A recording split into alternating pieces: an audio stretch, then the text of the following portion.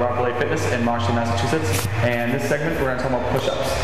Basically, the push-up is a great total body developer for the chest and the triceps, but more importantly for your abs, or what we call the core, which is your lower back, down to your pelvis, upper abs, this entire region on both sides. One quick test you can do at home in your comfort of your own house is you get on the living room floor, and if you're a guy, you'll lay down flat on the floor and put your hips or your hands right at the top of your head and push up and away. If you're a girl, you'll put it at your jawline and push up. Now, you should push up in a straight line. If you happen to push up curled or even piked, then you know your abs are not strong enough yet to handle push-ups. So one quick way to actually build up the strength in a push-up to get to that level is to go into a plank where you just hold with your elbows under your shoulders, arms at a 90-degree angle, and just holding for time.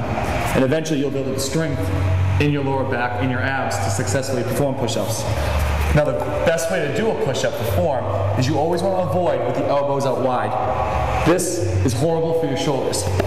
Basically, your shoulders are only held together by the muscles and the joints around here. It's not like your elbow, it's not like your hip or like your knee.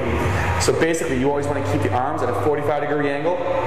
That way you protect your scapula, your clavicles. So you want to depress your shoulder blades, have them pinched together as if there's a cord between them, and then go down at the angle and breathe out from the bottom up. So you want to breathe in slow, and then push up. Now, if you can't handle a push-up off the floor yet, you can always do a modified push-up from a bench. And from here, you would lower down again and push up. And again, you don't want to have your elbows out wide like this. That is wrong form.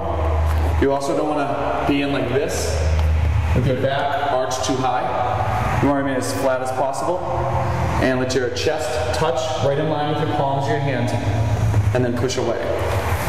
Now, if you want to add variations to the push-up to make it a little more difficult, you can add knee drives. You can also add T push-ups. One of the classics is the T push-up. For that, you'll go from here, down, breathe out, and you'd open up. And then you'd switch to the opposite side. And then breathe in, breathe out. Another variation is called a Spider-Man push-up, or a superhero push-up, where you're going to let your knee travel to meet your elbow in the down position. This places a lot of emphasis on your abs, especially your obliques. From here, you're going to go down, bring the knee up, breathe out, return. Go down, and breathe out, return. And that's basically the easiest way to find out if you're ready to do push-ups, and if you want to increase the difficulty of your push-ups. There's two variations.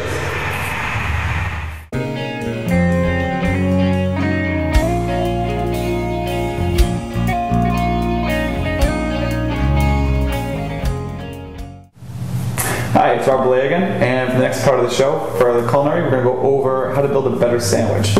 First, a sandwich is based off your bread. Basically, you don't want to use the white breads that you're accustomed to growing up with, or you might have had as a child with peanut butter and jelly or whatnot. Basically, you want to choose a heartier bread, one that provides more fiber, more minerals and nutrients per slice. A bread such as Nature's Promised Line will give you about 5 grams of fiber per slice if you get the multigrain. Some of the lower ones, like the muesli, which is out now, and the Sweet Crunch, they come up with about 3 grams of fiber per slice. Plus, they're very low in sugar, and they're really not that calorie-laden at 110 calories. But the great thing about it is that you're using all natural ingredients throughout the entire thing. There's no enriched flours, there's no preservative additives that create vitamins. It's not false nutrition. It's actually real whole nutrition. So that's for the base of your sandwich. Second, rather than using lettuce, which doesn't provide as much mineral quality or vitamin quality for a vegetable, you could switch to a spinach or a baby spinach, which actually I prefer the taste. It's up to you. I mean, everyone's got their own taste buds, but you'll actually get more fiber out of this, and you'll get more vitamins and minerals. So it's another way you can actually bump up and increase the value of your sandwich. Another option is to go with a better spread. So rather than using mayonnaise or Miracle Whip, which happen to be very high in saturated fat and cholesterol, you could switch to a Chobani plain Greek yogurt, or say a cottage cheese, a low-fat cottage cheese. It might sound gross, but really you don't really notice the taste of a condiment such as a mayo or Miracle Whip opposed to these in a sandwich, because really it's just like a cold spread.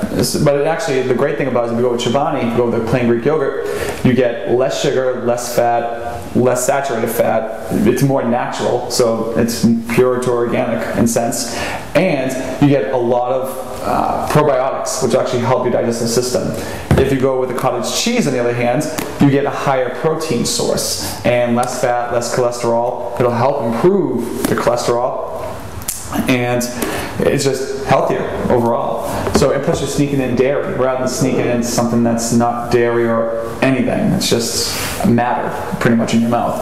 And if you want, you can always use other items such as spices and seasonings, or even items like a red hot sauce or a Tabasco sauce, which come with no calories. They're perfectly fine for you to have, and it'll give a kick to your sandwich.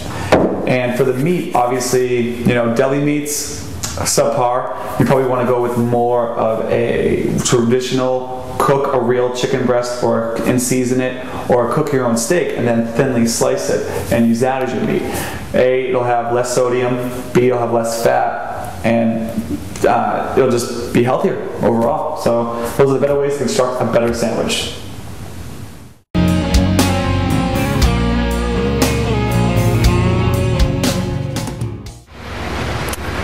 Today's quick tip is basically on running at the beach.